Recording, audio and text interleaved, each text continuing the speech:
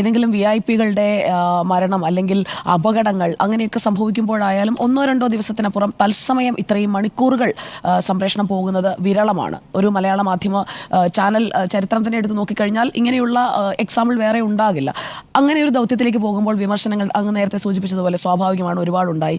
അതിനിടയിൽ SP തന്നെ വന്ന് നമുക്ക് തന്ന ഒരു കമൻറ്റ്, നമ്മൾ റിയൽ ടൈം ജേർണലിസമാണ് ചെയ്യുന്നത്, അതിനോടുള്ള അദ്ദേഹത്തോടുള്ള ഒരു ഗ്രാറ്റിറ്റ്യൂഡ് കൂടി നമുക്കുണ്ടല്ലേ? തിരിച്ചറിഞ്ഞു. അതെ, തിരിച്ചറിഞ്ഞു എന്നുള്ളതല്ല, അതിനേക്കാളും കൂടുതൽ SP നാരായണ അപ്രോച്ചബിൾ ആയിരുന്നു കേട്ടോ. അദ്ദേഹം അപ്രോച്ചബിൾ ആയിരുന്നു.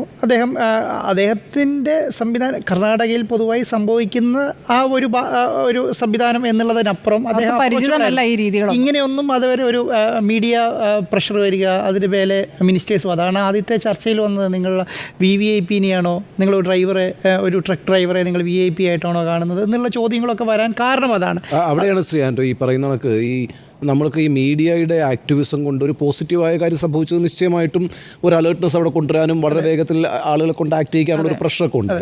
മറ്റൊരു പോസിറ്റീവായ കാര്യം ഞാൻ കാണുന്നത്, ഇപ്പം നമുക്ക് കുറച്ചുകൂടി യാഥാർത്ഥ്യബോധത്തോടുകൂടി മനസ്സിലാക്കാം, വളരെ അൺഫോർച്ചുനേറ്റ് ആണ്, ഈ ഒരു സാധ്യതയും ഞാൻ ഈ കാര്യത്തിൽ കാണുന്നുമില്ല. അർജുൻ്റെ ഒരു മടങ്ങി വരവെന്നൊക്കെ പറയുന്ന എത്രത്തോളം സാധ്യമാണ്, അതൊക്കെ അത്ഭുതകരമാണ്.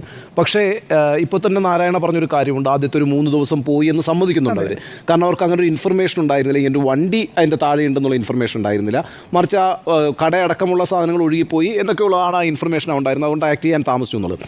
അതിനേക്കാളും ഒക്കെ അപ്പുറത്ത് ഞാൻ ഈ കാണുന്ന മീഡിയ ആക്ടിവിസ്റ്റിൻ്റെ ഒരു ഗുണമായിട്ട് ഞാൻ കാണുന്നത്, ഒരു സംസ്ഥാനത്തെ ഭരണ സംവിധാനത്തെ ഇവിടുത്തെ മാധ്യമങ്ങൾ ചെന്നിട്ടൊരു കാര്യം പഠിപ്പിച്ചു, എല്ലാ ജീവനും പ്രധാനമാണ് എന്നുള്ളത്.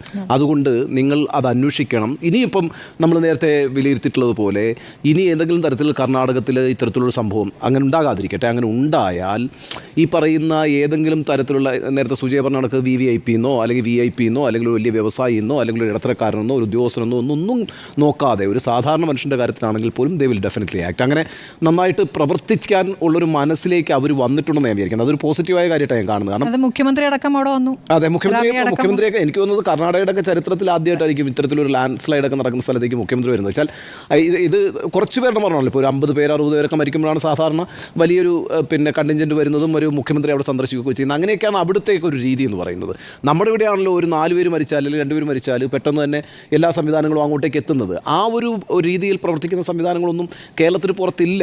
എന്നാൽ ഈ പറയുന്ന ഒരു മീഡിയ ആക്ടിവിസം വന്നതോടുകൂടി നിങ്ങളുടെ മനുഷ്യർക്ക് ഇനി എന്ത് സംഭവിച്ചാലും നിങ്ങൾ ഇങ്ങനെ തന്നെ പ്രവർത്തിക്കണം എന്നൊരു പാഠം ഉണ്ടാക്കി കൊടുക്കുന്നുണ്ട്. ഈ ഉദ്യോഗസ്ഥർക്കിടയൊക്കെ എനിക്ക് തോന്നുന്നു അങ്ങനെ ഒരു മാനസികാവസ്ഥയിലേക്ക് അവരും വരും. ഇപ്പം മലയാളികൾ ഒരുപാടുള്ള സ്ഥലമാണല്ലോ കർണാടക. എനിക്ക് തോന്നുന്നു ഇന്ത്യയിൽ തന്നെ ഏറ്റവും കൂടുതൽ മലയാളികൾ ജീവിക്കുന്നൊരു സ്ഥലവും കൂടിയാണ്. അപ്പോൾ ആ അർത്ഥത്തിലൊക്കെ നമ്മളുടെ ഒരു ആക്ടിവിസം എന്ന് പറയുന്നത് അവിടെ ജീവിക്കുന്ന മലയാളികൾ കൂടി വേണ്ടിയിട്ടുള്ളതാണ് അല്ലേ? നാളെ അവിടെ എന്ത് സംഭവിച്ചാലും ചോദിക്കാൻ, അത് അന്വേഷിക്കാൻ, അല്ലെങ്കിൽ അതിൻ്റെ മേലിൽ പ്രവർത്തിക്കാൻ ആളുകൾ ഈ സംസ്ഥാനത്ത് തയ്യാറാണ് എന്നുള്ളൊരു മെസ്സേജ് കൊടുക്കുന്നതിനകത്ത് ഈ മീഡിയ ആക്ടിവിസം വലിയൊരു റോൾ വഹിച്ചിട്ടുണ്ട് എന്നാണ് ഞാൻ വിചാരിക്കുന്നത്. അതുകൊണ്ട് ആ രീതിയിൽ അത് അപ്രീഷിയേറ്റ് ചെയ്യപ്പെടണം. അല്ലാതെ നേരത്തെ താങ്കൾ പറഞ്ഞ കണക്ക് ഇതൊരു റേറ്റിംഗുമായി ബന്ധപ്പെട്ട കാര്യമില്ല. അങ്ങനെയാണെങ്കിൽ പിന്നെ എത്ര പരസ്യം കൊടുത്തിട്ടുണ്ട്? അതാണ് ഞാൻ പറയുന്നത്, റേറ്റിംഗിൻ്റെ നമ്മുടെ ഒരു